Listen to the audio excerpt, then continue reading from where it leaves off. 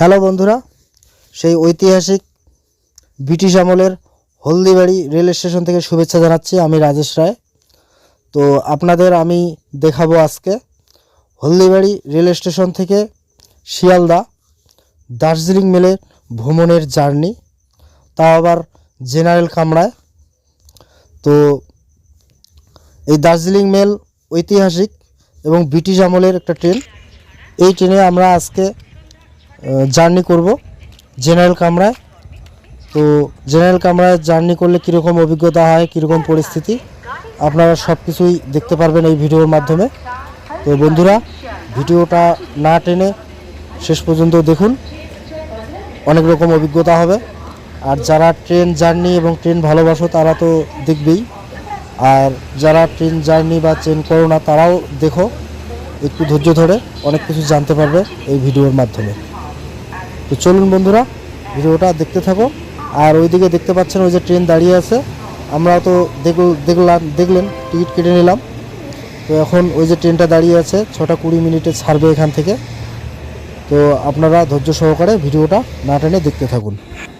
এই ট্রেনের একটা সুদূর প্রসারী ইতিহাস রয়েছে, আর ওই ইতিহাসটা এই ভিডিওর মাধ্যমে আপনারা জানতে পারবেন। তো বন্ধুরা, উঠে পড়লাম।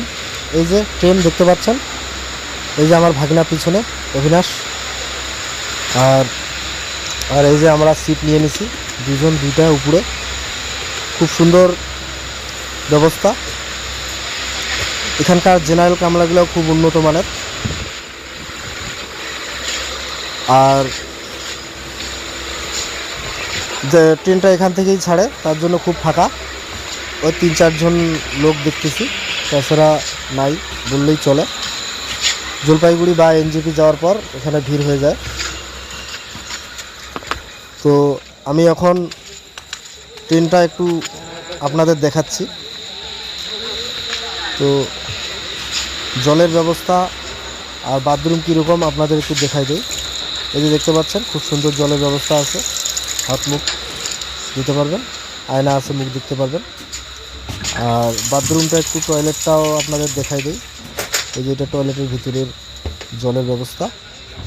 আর এই যে দেখতে পাচ্ছেন বাথরুম খুব সুন্দর পরিষ্কার, খুব সুন্দর স্বচ্ছতা, ঝাঁচকচকে, কোনো অসুবিধা হবে না। একটু হাত মুখ দিয়ে ফ্রেশ হয়ে নিলাম। একটু বাসে জার্নি করছিলাম, তাই একটু মুখটা ধুলোবালি করছিল, ফ্রেশ হয়ে নিলাম। আর এই যে দেখতে পাচ্ছেন যথা সময়ে 6টা 15 মিনিটেই, কারেক্ট 6টা 15 মিনিটেই ট্রেন ছেড়ে দিল। যে আস্তে আস্তে এখন হলদিবাড়ি ছেড়ে ট্রেন এগিয়ে চলছে। আর আমরা আপাতত বসে আছি নিচে, পরে একটু ভিড় বাড়লেই আমরা উপরে উঠে ঘুমাবো। আমরা সাধারণত উপরেই চললেই আমাদের সুবিধা ভালো হবে। আর এই যে দেখতে পাচ্ছেন অন্য অন্য ট্রেনগুলোতে যেরকম ওই যে পন্স থাকে না আর কি, উপরের সিটগুলোতে, উপরে আর কি এগুলো এই ট্রেনে থাকে আর কি। এই যে অন্ধকার ছেড়ে চলে যাচ্ছে ট্রেন। এই যে জলপাইগুড়িতে চলে আসলো। জলপাইগুড়িতেও যাত্রী সেরকম নাই, অল্প কিছু যাত্রী আছে। তো পুরা ভিডিওটা আপনারা দেখতে থাকুন, অনেক কিছু জানতে পারবেন এই ভিডিওর মাধ্যমে। আর এই যে আমাদের সিট নিয়ে নিছি উপরে। জলপাইগুড়িতে সেরকম লোক উঠে না, মোটামুটি জায়গা হিসেবে খুব কম লোকেই উঠে। শিলিগুড়িতে গেলে আবার ট্রেনটা ভর্তি হয়ে যায়। তবে আমরা উপরে উঠে গেছি, তাই আমরা একটু হয়তো ঘুমাতে পারবো। তবে এই ট্রেনে সেরকম ভিড় না হয় না বলেই চলে, মানে বসার জায়গা অন্তত পাওয়া যায় বিশেষ কোনো দিন ছাড়া, মোটামুটি বসার জায়গা পাওয়া যায় এই ট্রেনে। মানে অন্য অন্য ট্রেনের থেকে খুব সুন্দর ব্যবস্থা। শুয়ে পড়লাম, কারণ হচ্ছে একটু রেস্ট নিয়ে নেই। আর ওই যে দেখতে পাচ্ছেন অবিনাশ আমার ভাগনা, আমি যেখানে যাই ওকে ভ্রমণ সঙ্গী হিসেবে নিয়ে নিই। জলপাইগুড়ি থেকে আবার ট্রেন ছেড়ে দিল, এরপর চলে যাবে ট্রেন এনজেপি। এই ট্রেন সাধারণত দাঁড়ায় কয়েকটা স্টেশনেই, বেশি তেমন স্টেশনে দাঁড়ায় না। এই হলদিবাড়ি থেকে জলপাইগুড়িতে দাঁড়ায়, তারপর এনজেপিতে, এনজেপির পর কিষানগঞ্জ, কিষানগঞ্জ থেকে মালদা, মালদার পর হচ্ছে রামপুরহাট, আর হচ্ছে বর্ধমান, তারপরেই শিয়ালদা। তাছাড়া আর কোথাও দাঁড়ায় না এই ট্রেন। এর জন্য এই ট্রেন সবচেয়ে দ্রুতগামী, মোটামুটি 10 থেকে 10.5 ঘন্টা জার্নিতেই শিয়ালদা পৌঁছায় দেয়। আর এখান থেকে সন্ধ্যা 6টা 15 মিনিটে ছাড়লো, আর ওইখানে 5টা বা 5:30টার মধ্যেই পৌঁছায় দেয়। বন্ধুরা, অনেক রাত হয়ে গেছে, ট্রেন মোটামুটি মাঝ রাস্তায় প্রায় 12টা 1টা বাজতে চললো। মোটামুটি সবাই ঘুমিয়ে পড়েছে, আমার সিটে আরেকজন উঠছে এই কিষানগঞ্জের এদিকে। ট্রেনে মোটামুটি সবাই ঘুমিয়ে পড়েছে অনেকটা, দেখতে পাচ্ছেন। এই যে নিচের যাত্রীগুলোও সবাই ঘুমিয়ে পড়ছে, এই যে দেখুন 12টা পেরিয়ে গেছে, সবাই অনেকটা ঘুমিয়ে পড়ছে। তো আপনাদের এখন আমি এই ট্রেনের ইতিহাস সম্পর্কে কিছু বলবো। তো বন্ধুরা, এই ট্রেন আজকে থেকে 150 বছর আগে এর যাত্রা শুরু করে। 1870 সালের দিকে এই ট্রেন প্রথম যাত্রা শুরু করে। তো আগে বলি নামটা এই ট্রেনের মেল কেন রাখা হয়েছে, দার্জিলিং মেল। এই ট্রেন সরাসরি দার্জিলিংয়ের চা পরিবহনের জন্য প্রথম দিকে ব্যবহার করা হতো, তাই এর নাম দার্জিলিং।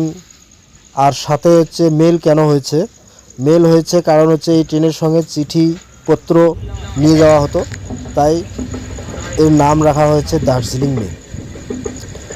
দার্জিলিংয়ের চা পরিবহনের জন্য এর নাম হয়েছে দার্জিলিং, আর মেল চিঠিপত্র নেওয়ার জন্য দার্জিলিং। তো নামটারও একটা বিশেষ কারণ আছে। আর প্রথম দিকে এই ট্রেন সার দিয়ে টানা হতো, সার। তারপরে কিছুদিন পর হাতি দিয়ে টানা হতো এই ট্রেন। আর অবিভক্ত বাংলাদেশ দিয়ে এই ট্রেন চলতো। বর্তমান যে রুটে চলতেছে এই ট্রেন, আগে কিন্তু এই রুটে চলতো না। আগে বাংলাদেশ খুলনা হয়ে শিয়ালদা, হলদিবাড়ি হয়ে এনজেপি যেত। এখন তো হলদিবাড়ি থেকেই ছাড়ে এই ট্রেন, কিন্তু কোনো এক সময় এই ট্রেন এই যে ভোরের আলো উঠতে শুরু করলো, 5টা 5:30 বেজে গেছে এখন। এই যে দেখতে পাচ্ছেন শিয়ালদা স্টেশনের সামনেই আমরা এখন আছি, প্রায় কলকাতা ঢুকে গেছি। তারপরে এই ট্রেন আস্তে আস্তে পরিবর্তন হতে পারে, তারপর পরিবর্তন হতে থাকে আর কি। তারপর এই ট্রেনের এনজেপি পর্যন্ত এসে তারপর এদিকে ছোট ট্রেন আবার দার্জিলিং যেত। আর বিশেষ করে রবীন্দ্রনাথ ঠাকুর, স্বামী বিবেকানন্দ এবং নেতাজি সুভাষচন্দ্র বসু এই ট্রেনে যাতায়াত করেছিল অনেকবার। আর প্রথম দিকে এই ট্রেন মূলত যাত্রীর জন্য পরিবহন হয়নি, প্রথম দিকে চা নিয়ে যাওয়া হতো এই ট্রেনে, আর সার দিয়ে টানা হতো। তারপরে হাতি, তারপরে অনেক পরে ইঞ্জিন ব্যবহার শুরু হয়। আর হলো 1915 বা 1915-20 সালের দিকে ভারতবর্ষের দ্রুততম আর কি স্পিড এই ট্রেন ছিল সে সময়। তারপরে ক্রমাগত এই ট্রেন চলতেই থাকে, এখন এই পর্যন্ত এসেছে।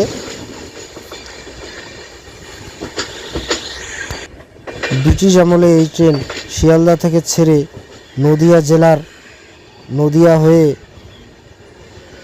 ঈশ্বরদীহি, নীলফামারী, তারপর হচ্ছে হলদিবাড়ি হয়ে শিলিগুড়িতে পৌঁছাতো। আর শিলিগুড়ি থেকে ছোট লাইন ন্যারোগেজ হয়ে দার্জিলিং পৌঁছাতো। তারপর প্রথম দিকে এই ট্রেন দার্জিলিং থেকে সাহেবগঞ্জ পর্যন্ত প্রচলিত ছিল।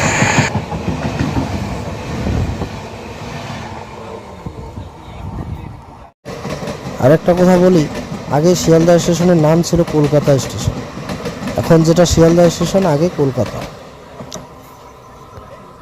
আর ভ্রমণ পিপাসু বাঙালিদের মধ্যে প্রথম জায়গায় হলো দার্জিলিং।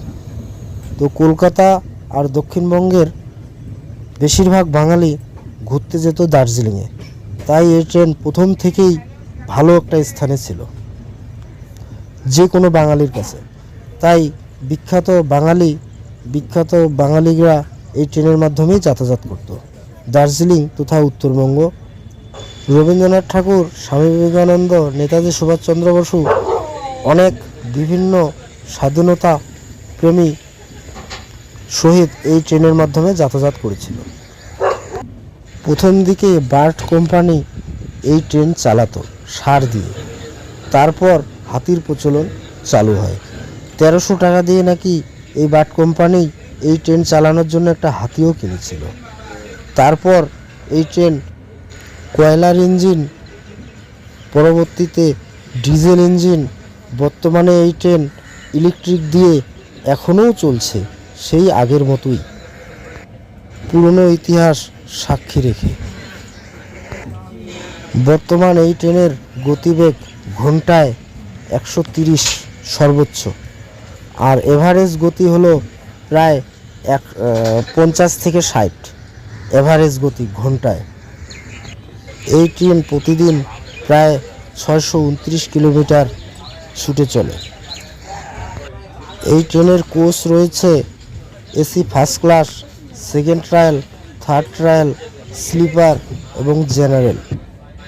এই ট্রেনের রুট নিয়ে কিছু না বললে নয়। দীর্ঘদিন ধরে এই ট্রেন বিভিন্ন রুটে চলতো, সেটা বিভিন্ন কারণে। ব্রিটিশ আমলে এই ট্রেনের রুট ছিল বেশিরভাগটাই পূর্ববঙ্গ হয়ে শিলিগুড়ি, দার্জিলিং। কিন্তু যখন দেশ স্বাধীন হলো তারপর আবার রুট চেঞ্জ হয়ে এটা আবার বিহার হয়ে পশ্চিমবঙ্গ, উত্তরবঙ্গ যেত। তো আরও একটা মজার বিষয় হলো এই ট্রেন আগে ফেরিতে করে পদ্মা নদী পার করে তারপর আবার চলতো। তারপরে যখন ফারাক্কা ব্রিজের আগে এই ট্রেন ফারাক্কা ব্রিজ হওয়ার আগে এই ট্রেন যখন চলতো তখনও সাহেবগঞ্জ থেকে এদিকে ফেরিতে করে এই ট্রেন পার করা হতো গঙ্গা নদী। ফারাক্কা ব্রিজ হওয়ার পর মোটামুটি এই ট্রেনের একটা স্থায়ী রুট তৈরি হয়।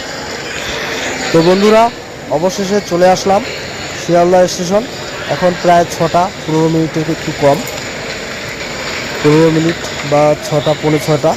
তো আমরা এখন শিয়ালদা স্টেশনে নেমে চলে আসলাম। এখন প্ল্যাটফর্ম থেকে যাচ্ছি, 12 নম্বর প্ল্যাটফর্মে দাঁড়ায় এই ট্রেন।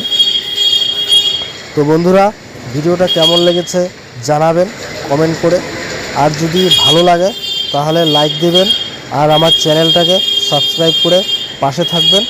আর যদি ট্রেনের ভিডিও ভালো লাগে তাহলে জানাবেন, আমি আবার ট্রেন জার্নি করে আমাদের চ্যানেলে ভিডিও বানিয়ে পোস্ট করব, আপনারা দেখবেন। তো বন্ধুরা, ভালো থাকবেন, সুস্থ থাকবেন, ধন্যবাদ। আর এই যে দেখতে পাচ্ছেন শিয়ালদা স্টেশনের সামনের দিক, আমরা এখন 6টা বাজে শিয়ালদা স্টেশনে পৌঁছে গেছি।